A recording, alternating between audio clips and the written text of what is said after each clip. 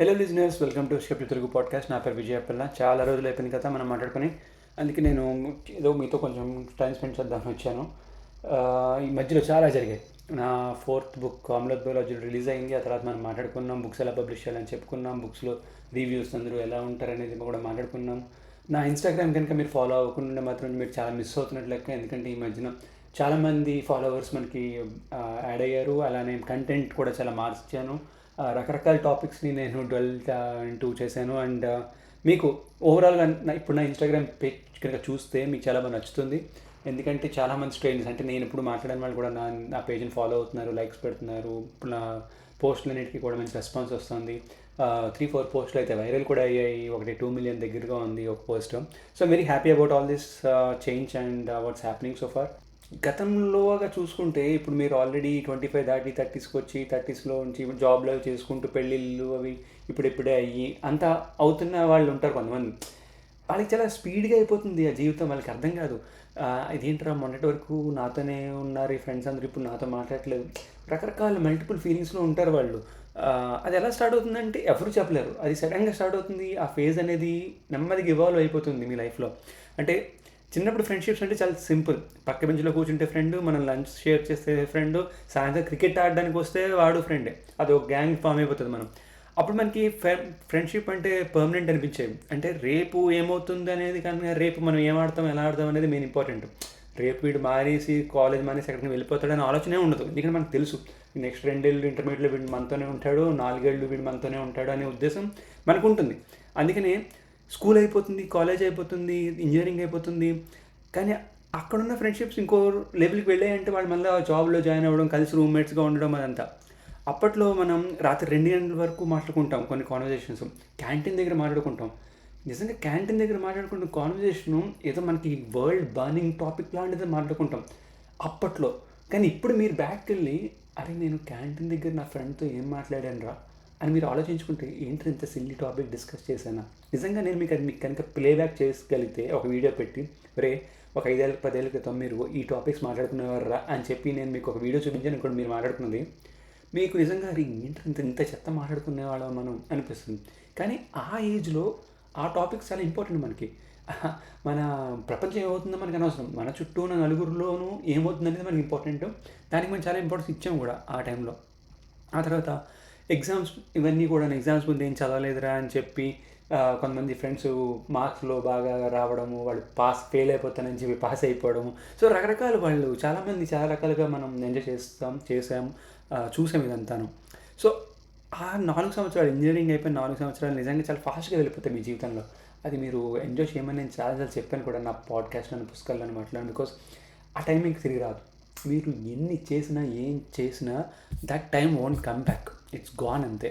So అలానే మనం వేసుకునే ట్రిప్స్ కానివ్వండి, కొట్టిన బంక్స్ కానివ్వండి, బర్త్డే సెలబ్రేట్ చేసుకున్న, ఫొటోస్ దిగిన, సో ఆ 4 సంవత్సరాలు అంత ఫాస్ట్గా వెళ్ళిపోతాయి కదా. కామన్ మాట ఏమనుకుంటామంటే, అరే జీవితంలో ఏం జరిగినా సరే మనందరం కూడా ఇలానే కలిసి ఉన్నాంరా, అందరం ఇలాగే టచ్లో ఉండాలిరా అని అనుకుంటాం. కానీ లైఫ్ సైలెంట్గా మనల్ని విడదీయడం స్టార్ట్ చేస్తుంది. ఒకడు జాబ్ కోసం బెంగళూరు వెళ్తాడు, ఇంకోటి హైదరాబాద్ వెళ్తాడు, మరొకడు అబ్రాడ్ పోతాడు. కొంతమందికి మ్యారేజ్ అయిపోతుంది, కొంతమందికి రెస్పాన్సిబిలిటీస్ పెరిగిపోతాయి, ఇంట్లో సడన్గా అమ్మ నాన్న సిక్ అయిపోతారు, వాళ్ళ గురించి వీడు కేర్ తీసుకోవాలి.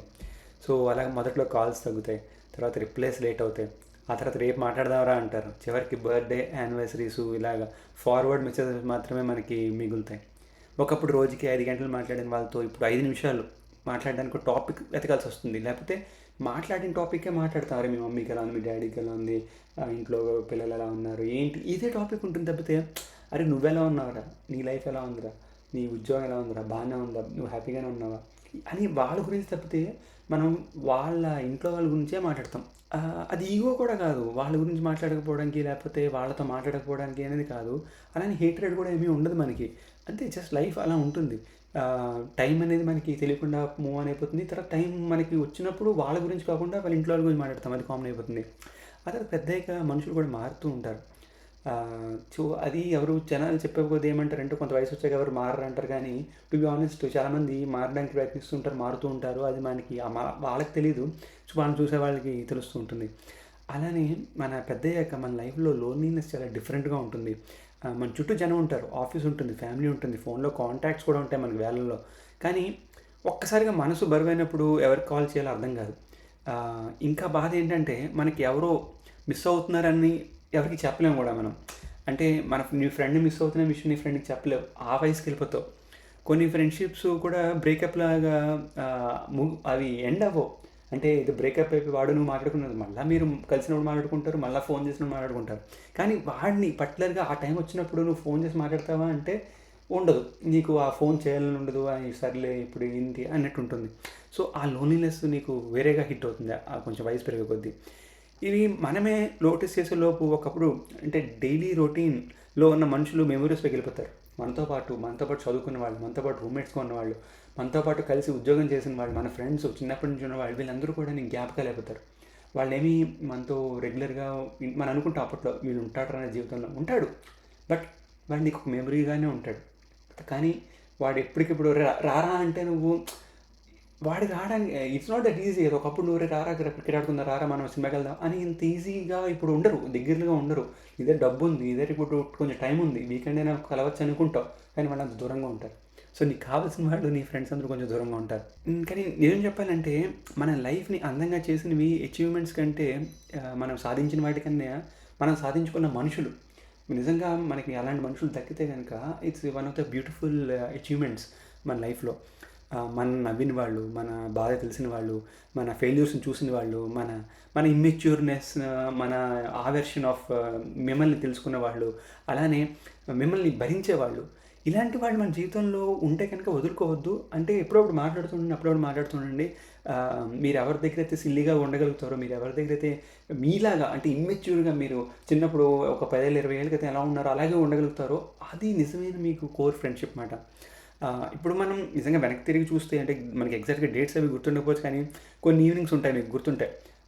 కొన్ని రోడ్స్ గుర్తుంటాయి, కొన్ని చాయ్ షాపులు గుర్తుంటాయి, కొన్ని అక్కడక్కడ నవ్వుకున్న సందర్భాలు గుర్తుంటాయి.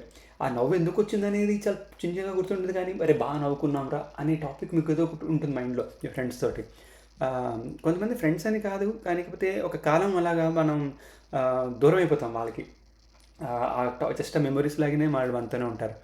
అలానే మహాభారతంలో కృష్ణుడు అర్జున్తో ఎప్పుడో మాట చెప్పలేదు, ఎప్పటికీ నేను నీతోనే ఉంటానని. కానీ అవసరం వచ్చిన ప్రతిసారి పక్కన నిలబడ్డాడు కృష్ణుడు అర్జున్ కోసం. కొన్ని ఫ్రెండ్షిప్స్ కూడా అంతే. రోజు మాట్లాడకపోయినా మన జీవిత కథలో వాళ్ళ చాప్టర్స్ ఎప్పటికీ ఉంటాయి. ఇప్పుడు నాకు ఫ్రెండ్షిప్ అంటే డైలీ కాల్స్ కాదు, రీల్స్ షేర్ చేయడం కాదు, 24/7 అవైలబిలిటీ కూడా కాదు. ఏళ్ల తర్వాత కలిసిన ఎలా ఉన్నావురా అని జెన్యూన్గా అడిగే మనిషి ఉంటే చాలు, అదే ఫ్రెండ్షిప్. చివరికి లైఫ్ మనకి ఒక విషయం నేర్పుతుంది. మనతో ఎవరు చివరి దాకా ఉన్నారని ఇంపార్టెంట్ కాదు, ఒకప్పుడు మనతో నిజంగా నవ్విన వాళ్ళు ఉన్నారనేదే చాలాసార్లు జీవితాన్ని బ్యూటిఫుల్గా అనిపిస్తుంది. ఎందుకంటే మనుషులు దూరం అవుతారు, కానీ వాళ్ళతో ఉన్న జ్ఞాపకాలు మాత్రం మనలో ఒక పర్మనెంట్ అడ్రస్ లాగా ఉండిపోతాయి. సో మీకు అలాంటి పర్మనెంట్ ఫ్రెండ్షిప్స్ జ్ఞాపకాలు ఉన్నాయని ఆశిస్తున్నాను. లేకపోతే వెంటనే మీరు అవన్నీ కూడబెట్టుకోండి. ఎందుకంటే మీ వయసు పెరిగే కొద్దీ ఈ జ్ఞాపకాలే మిమ్మల్ని కాపాడతాయి. ఈ జ్ఞాపకాలే మిమ్మల్ని ముందుకు తీసుకెళ్తాయి.